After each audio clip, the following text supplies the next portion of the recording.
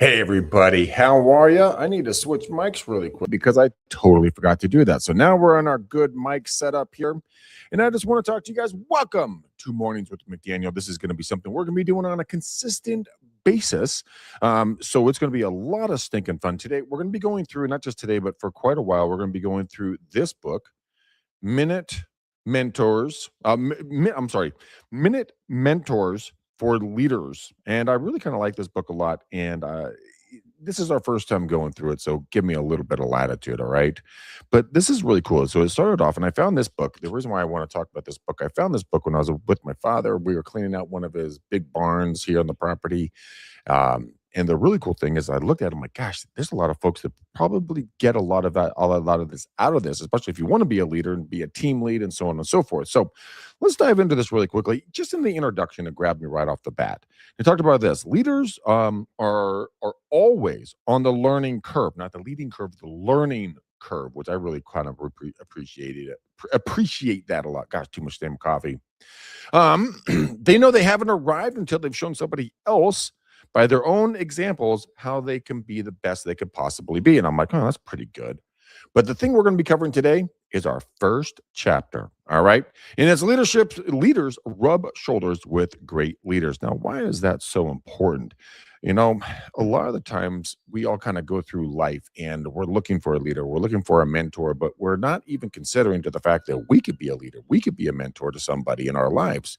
Now, what does that really look like? What does a mentor really require? It can require pretty much as simple as just saying, hi, how are you? Tell me about your weekend. You know, have you tried this? Have you gone here? Have you done this? Have you done that?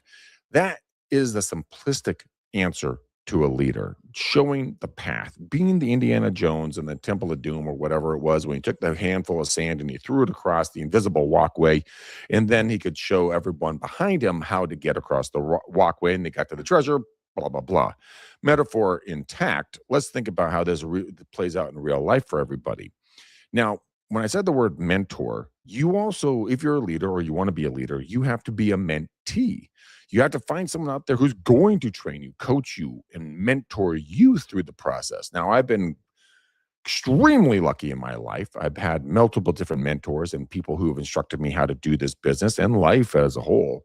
So I want you to think back for yourself really quickly. What is that thing? Who is that person? Who has mentored you? What has pushed you? What has helped you grow stronger, faster, better, smarter, giving you that one edge up in life?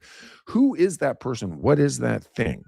Because when you begin in the leadership role, you have to obviously lead the people and then be led by someone that's above you. All the high professional actors, actresses, politicians, CEOs, CFOs, you pick a category of high achievers. I will bet you dollars to donuts, almost every single one of them have not one, but probably multiple mentors across different areas in their life. So where's the ego check for you? Why is it so impossible for you to go out and get a mentor? Humble yourself a little bit. Go ask that question. Be like, hey, Mr. or Mrs. So-and-so, do you think you could help me? Do you think you could guide me through this? Show me what I'm missing, what I'm not doing right, or how I can achieve said goal? Once you get over yourself, that's the biggest hurdle you're going to have, is getting over your own damn ego. As soon as you get out of that mindset, the world is your oyster. Because now let's talk about oysters. Let's say you want to learn how to shuck an oyster. Anyone doesn't know what that is, go look it up. But I had to learn how to do it, and I stabbed myself multiple times in the hand until I had someone come alongside me like, no, hold it like this, do it like that, pop it open, oyster, right? Same thing with life. Life is your oyster. Find the person who's going to show you how to shuck it so that you can go forward and enjoy the fruits of your labors. I was in my way for quite a while. My ego was, let's say it wasn't small. And that was a downfall of mine. Still is a downfall. I don't really have an ego anymore, but you know what I mean. When I finally reached out and asked for help, shoot, everything just started falling in line. I apologize. I'm like, hey, man, I thought I was the coolest kid in school. I'm definitely not the coolest kid in school. There's a bunch of funny memes about that. But for everyone here in this short little video this morning, go out there and make yourself vulnerable, become willing to learn, and then be willing to share. A lot of us in this industry, we hold everything, we clutch our pearls, right? Because we don't want anybody to know what we're doing. Newsflash, genius. they're probably already heard it or already doing it in some variation. And if they're not, they might be planning to do it. When I was a head trainer for my old brokerage, I gave them literally my playbook. Like I give them the resources of the same people we used, right? Not a single person put it into action. And that was kind of depressing because I really wanted to see what they could do with it on their own flavor, right? But they just didn't do anything with it. And so when you guys are out there going like, oh, I don't want to tell Bob or Stacy in the office that I'm doing blah, blah, blah, yakety schmack for lead generation or client retention or whatever else, tell them, write them a map, get a piece of blank paper, literally draw it out for them. They're not going to do it. Go mentor them. Here's the reason why.